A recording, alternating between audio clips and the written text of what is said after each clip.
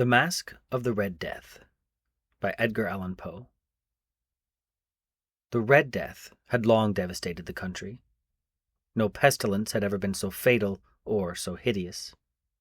Blood was its avatar and its seal, the redness and the horror of blood.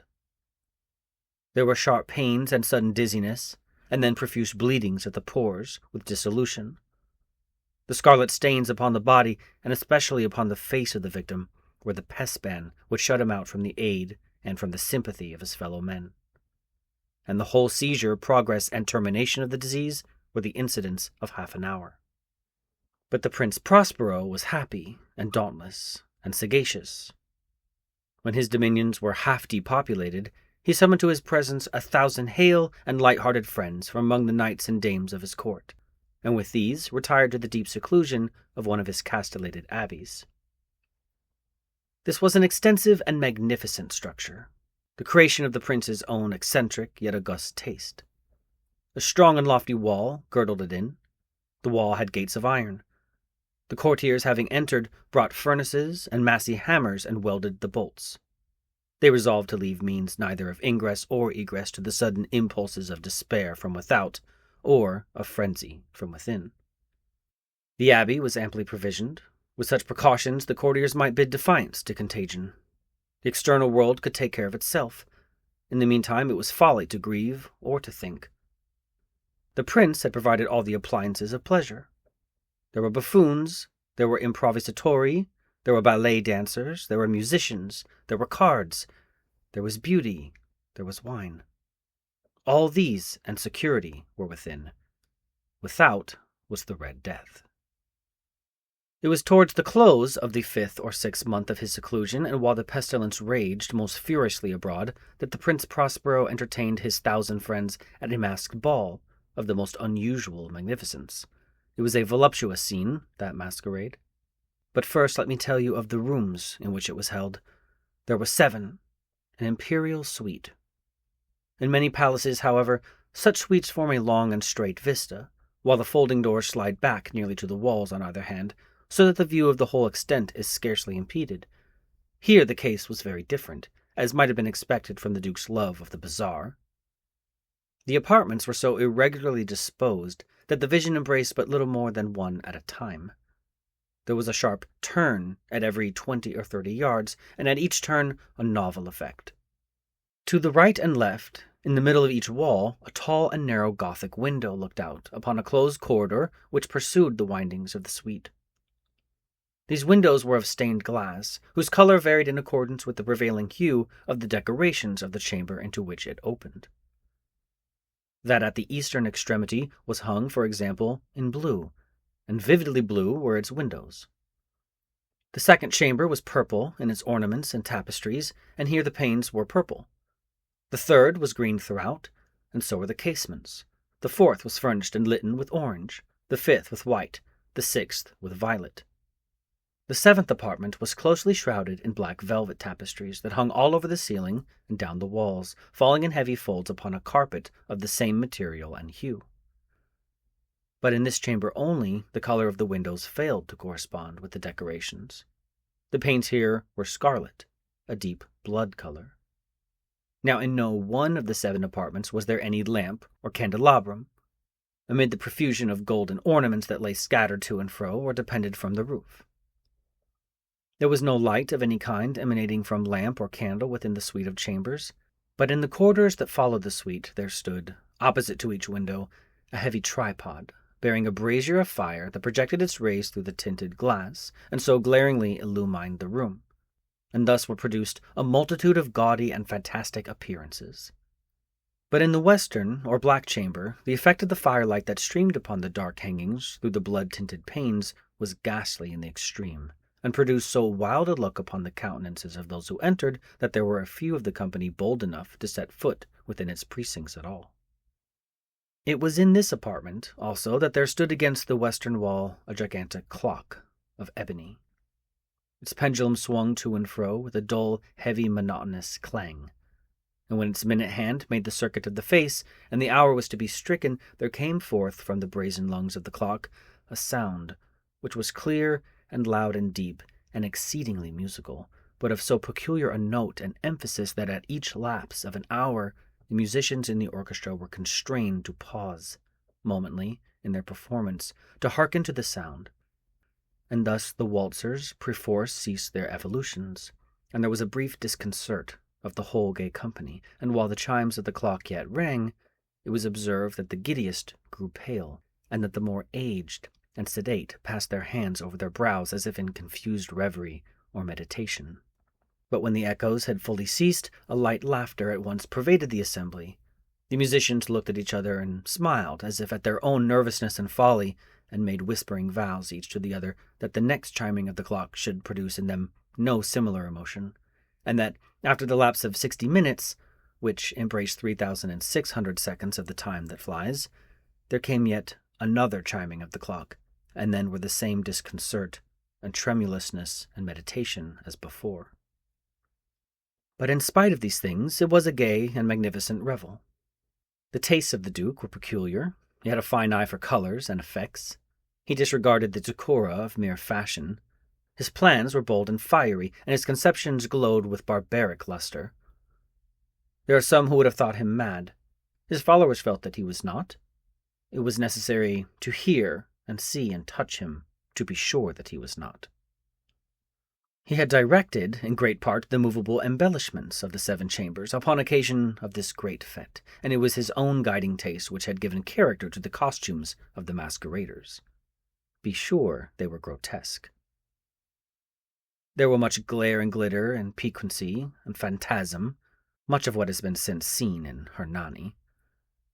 There were arabesque figures with unsuited limbs and appointments. There were delirious fancies, such as the madman fashions. There was much of the beautiful, much of the wanton, much of the bizarre, something of the terrible, and not a little of that which might have excited disgust. To and fro in the 7 chambers there stalked, in fact, a multitude of dreams, and these, the dreams, writhed in and about, taking hue from the rooms and causing the wild music of the orchestra to seem as the echo of their steps. And anon there strikes the ebony clock which stands in the hall of the velvet. And then, momently, all is still, and all is silent, save the voice of the clock. The dreams are stiff frozen as they stand, but the echoes of the chime die away. They have endured but an instant. And a light, half-subdued laughter floats after them as they depart. And now again the music swells and the dreams live, and writhe to and fro more merrily than ever, taking hue from the many-tinted windows through which stream the rays from the tripods. But to the chamber which lies most westwardly of the 7, there are now none of the maskers who venture, for the night is waning away, and there flows a ruddier light through the blood-colored panes, and the blackness of the sable drapery appalls. And to him whose foot falls upon the sable carpet, there comes from the near clock of ebony a muffled peal, more solemnly emphatic than any which reaches their ears who indulge in the more remote gaieties of the other apartments. But these other apartments were densely crowded, and in them beat feverishly the heart of life, and the revel went whirlingly on until at length was sounded the 12th hour upon the clock, and then the music ceased, as I have told, and the evolutions of the waltzers were quieted, and there was an uneasy cessation of all things as before, but now there were 12 strokes to be sounded by the bell of the clock, and thus it happened, perhaps, that more of thought crept with more of time into the meditations of the thoughtful among those who revelled. And thus again it happened, perhaps, that before the last echoes of the last chime had utterly sunk into silence, there were many individuals in the crowd who had found leisure to become aware of the presence of a masked figure, which had arrested the attention of no single individual before. And the rumor of this new presence having spread itself whisperingly around, there arose at length from the whole company a buzz, or murmur, expressive at first of disapprobation and surprise, then finally of terror, of horror, and of disgust. In an assembly of phantasms such as I have painted, it may well be supposed that no ordinary appearance could have excited such sensation. In truth, the masquerade license of the night was nearly unlimited, but the figure in question had out-Heroded Herod, and gone beyond the bounds of even the prince's indefinite decorum.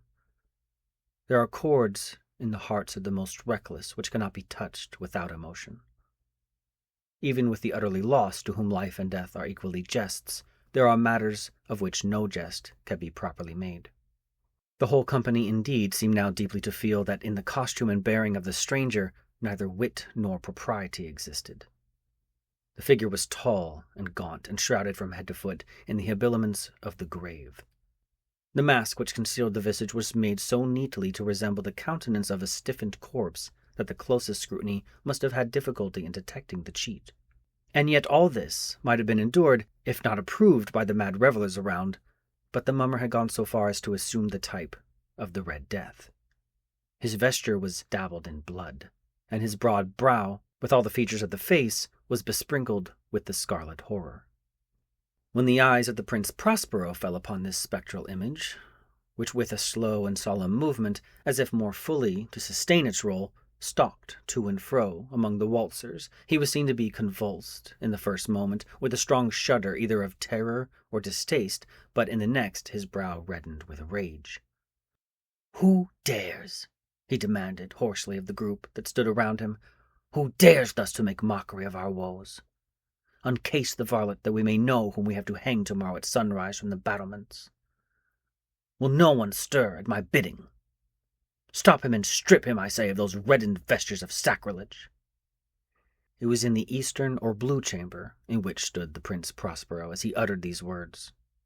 They rang throughout the 7 rooms, loudly and clearly, for the prince was a bold and robust man, and the music had become hushed at the waving of his hand.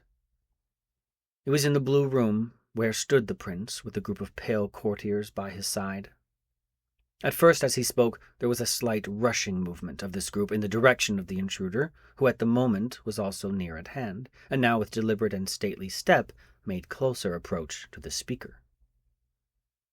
But from a certain nameless awe with which the mad assumptions of the mummer had inspired the whole party, there were found none who put forth hand to seize him, so that, unimpeded, he passed within a yard of the prince's person, and while the vast assembly, as if with one impulse, shrank from the centers of the room to the walls, he made his way uninterruptedly, but with the same solemn and measured step which had distinguished him from the first, through the blue chamber to the purple, through the purple to the green to the orange, through this again to the white, and even thence to the violet, ere a decided movement had been made to arrest him.